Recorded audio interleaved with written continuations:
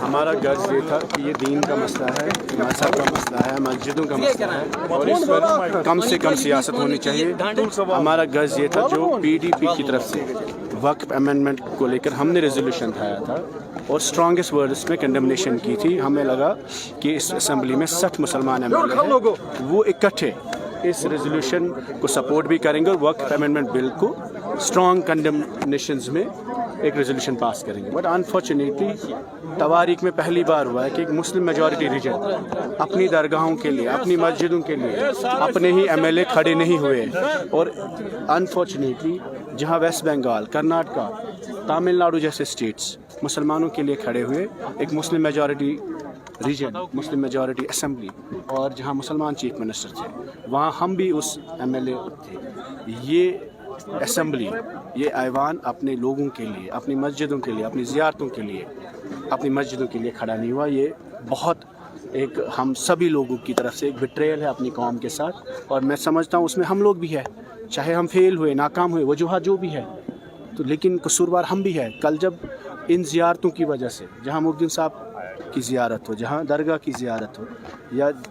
आज हमारे खानकाह मौला की बात होती है, या जामा मस्जिद की बात होती है, या शेखुल आलम की ज़ियारत है, हज़ारों साल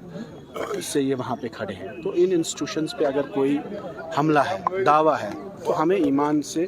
काम लेना चाहिए, खड़ा होना चाहिए था और अपनी बात रखनी चाहिए थी। हम किसी धर्म के ख़िलाफ़ नहीं, मज़हब के ख़िलाफ़ नहीं, हम किसी अपने कॉन्स्टिट्यूशन के ख़िलाफ़ नहीं, हम इंटरनेशनल नहीं हैं। आइन के दायरे में हमें बात करने का हक़ है। वक्फ अमेंडमेंट बिल गैर आइनी है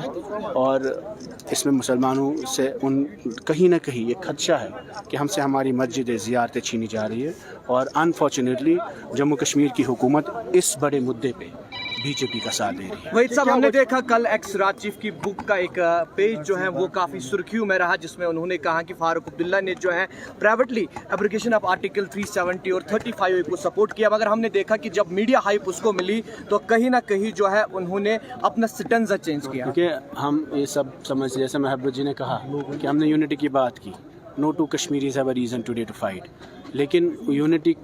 किस लिए है? कौम के लिए,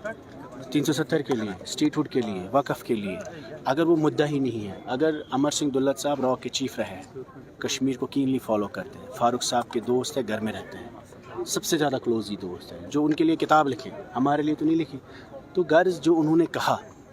ये कहीं ना कहीं इसमें बहुत सनसनीखेज़ खुलासा है कि 5 अगस्त 2019 से पहले, एब्रोगेशन से पहले, फारूक साहब अगर प्राइवेटली BJP को मदद कर रहे थे तो वो बहुत गलत है, उनको कौम से माफ़ी मांगनी चाहिए।